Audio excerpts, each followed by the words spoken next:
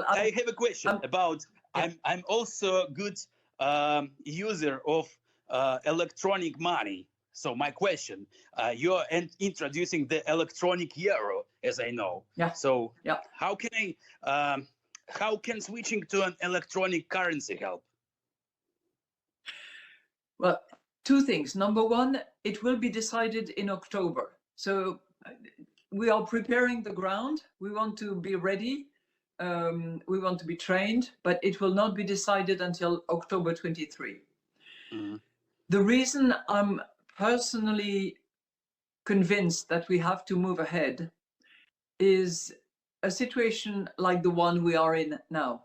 We are dependent on the supply of gas by a very unfriendly country. I don't want Europe to be dependent on an unfriendly country's currency. For instance, I don't know, the Chinese currency, the Russian currency, the whatever, or dependent on a friendly currency, but which is activated by a private corporate entity like Facebook or like Google or anybody like that. I'm user of Bitcoin too, so I had bought it when it started, and I hope that it also will work through the special system. And I know there are many protests in Europe against the electronic euro. What is the reason? It's the beauty of Europe. It has different positions. If you ask in Northern Europe, for instance, in the Netherlands, they're quite happy to see the e-euro coming. If you ask a young German man, he'll say, yeah, fine. As I said, I don't want Meta, Google, or Amazon to suddenly come up with a currency that will take over the sovereignty of Europe. I don't want a foreign currency to become the currency of trading within Europe. So we have to be ready. No, the problem is they don't want to be controlled. They don't want to. Yeah, but you know what? Now we have in Europe this threshold. Above 1,000 euros, you cannot pay cash. If you do, you are on the gray market. So you take your risk. You get caught, you are fined, or you go in jail. But the digital euro is going to have a limited amount of control. There will be control. You're right. You're completely right. We are considering whether for very small amounts, anything that is around 300, 400 euros, we could have a mechanism where there is zero control. But that could be dangerous. The terrorist attacks on France back 10 years ago were entirely financed by those very small anonymous credit cards that you can recharge in total anonymity. There's no real, it's certainly suspicious, the demographic. So you would definitely want to ask questions about the demographic and the lack of vetting. Perhaps they will definitely be needing a digital ID, which is one of, that is where we're moving on to. The next is carbon tax, a global price on carbon. For me, this is the end game for central bank digital currency. They have found a way to make carbon a commodity and give it a price. So I would expect that people would definitely question the science around climate, the climate crisis, when it's given carbon a price, that maybe it's a little bit more suspicious and you might want to take a look at that. We are moving into a carbon credits system that can only be implemented through central bank digital currency and a digital ID. The digital ID will be rolled out within the next 12 months. 12 to 24 months will be the digital ID and the central bank digital currency. You have India, who have the Aadhaar digital ID. They're rolling out, they're piloting their central bank digital currency now in December. China already have it. Over 50% of the countries around the world are looking at it, piloting it, there is that overarching, beyond the social and the political fighting that's going on, there's an overarching financial reset that is the elephant in the room that nobody is actually talking about. That is going to be reset to social and carbon credits. Net zero is not about saving the planet. Net zero is about taking control of the food and the energy and finding a way to turn that into a currency. Putin was explicit in that. He said that you cannot feed your people from social media. You need to supply them with food and energy. But they are. It will be done through carbon credits. Carbon credits is the new currency. Melissa Ciummei, welcome to the Iconoclast 1-to-1. Thanks for joining me today. Thanks for inviting me. You were on the Iconoclast roundtable, and what you said had everybody pretty spellbound at the end of that. And we've had tremendous feedback from those who watched that show, and people really wanted to know more about what you were talking about. And obviously the key message that you were giving was about the vaccine passports. So what's going on? They're not vaccine passports. They are data passports. They are participation passports, but there's no medical reason behind these. If I had come to you 2 years ago and said, here's what the government want to do. They want to give everybody a chip. They want to put all your medical data and all your financial data onto that chip. That will be your complete ID, and they can control you or shut you out of society from that. Ideally, they'd like to put a quantum tattoo so that they can remotely medicate you. That sounds absolutely insane. That's the road that we are going down right now. This is about a financial reset because the fiat currency has failed, like every other one has before. And in order to keep the game going, they need a new financial system. This is why everybody, no exceptions, has to get one of these passports. This is why there's a drive to get absolutely everybody vaccinated. It's for the new system. So what's this all been about then in terms of, when they're calling it COVID and, they're saying it's to keep people safe, etc. So has it had nothing to do with that at all? Nobody seems to be asking why. If you ask somebody, if you stand outside one of these bars and say, why are you using this passport? Nobody has an answer for why. It's certainly not a medical decision. If it doesn't stop you from getting it, doesn't stop you from passing it on.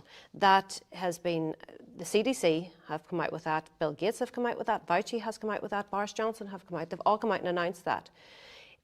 This clinical trial is nothing more than a treatment to reduce symptoms. At best, that's what it has the potential to do.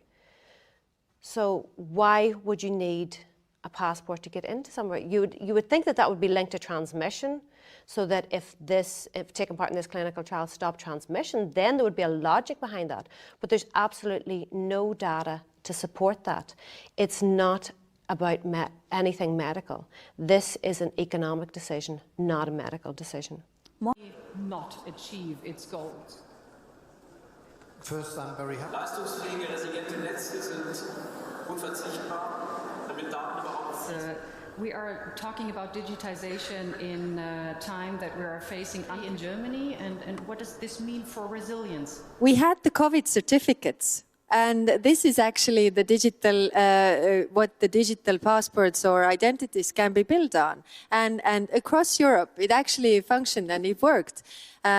Digital identities, it is the basis for all, because before you talk about data, you have to talk about how you identify yourself, and it could solve so many issues on the internet. We are not where we wanted to be, but we reached further as some expected.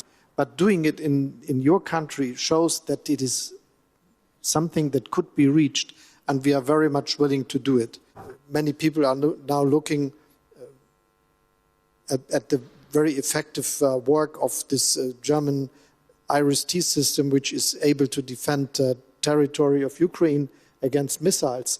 This is high-tech, and a lot of digitalization plays a role in this, and it comes from a German development, to say it like this. If we are looking at the next flight combat air system, the next fighter we are developing together with France and Spain, there is an important aspect of this, and this will be developed mostly in Germany, the question of a cloud that is able to combine all the activities of different weapons and people in the fight, which I think will be important for our security in the future, that we are front runners also in a technology like this.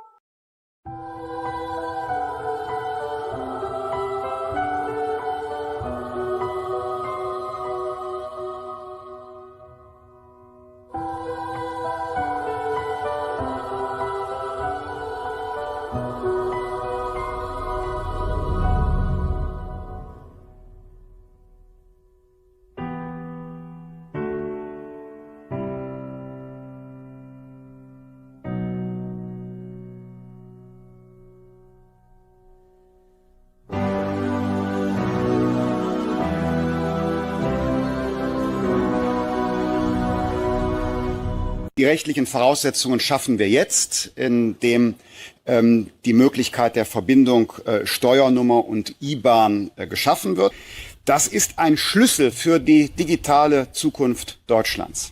Ein Kernprojekt wird die digitale Identität, so etwas wie ein digitaler Personalausweis sein. Das hört sich ein bisschen bürokratisch an. Ach Mensch, was macht die Regierung? Sie will den Personalausweis digitalisieren und nennt das digitale Identität. In Wahrheit öffnet das aber einen Möglichkeitsraum für neue Verwaltungsdienstleistungen und auch für neue Dienstleistungen aus der Privatwirtschaft. Und dieses Schlüsselprojekt wollen wir jetzt mit Macht vorantreiben.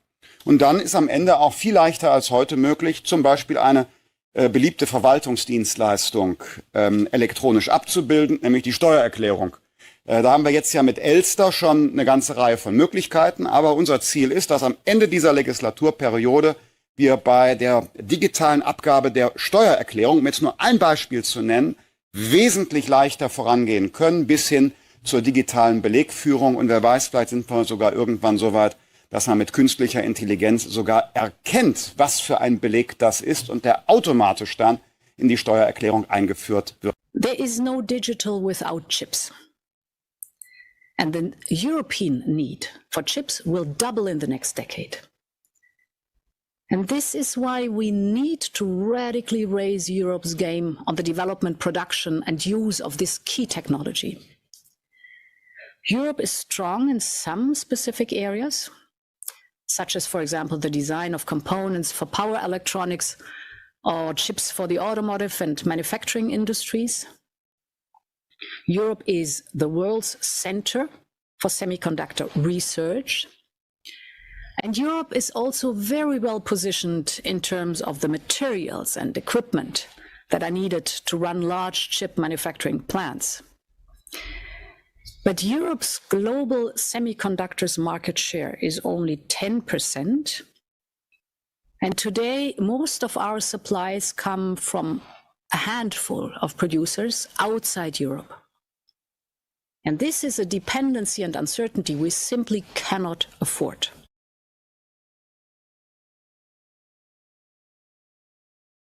Now, when we look at COVID, I think we should distinguish between three phases. We have the three R's: restrain, which means to fight the virus, the hot phase. Most countries are in today. Then we have recover, to go back to a kind of new normal.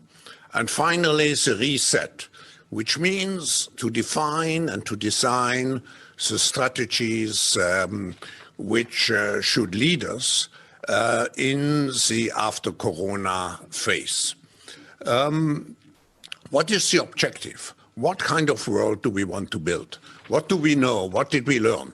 I think the world which we want to create with the Great Reset has to be much more resilient. It has to be because security, people will demand more security. physical security, health security. It will have to be more inclusive. We had already a big gap before the crisis started. This gap will be tremendously increased. So if we want to avoid some kind of social revolutions, and we have seen the signs of anger on the streets already the last weeks, so we have to address this issue to create a stronger inclusiveness. And finally, more sustainable, because we know now that the next crisis is already waiting for us around the corner, and it is the climate crisis.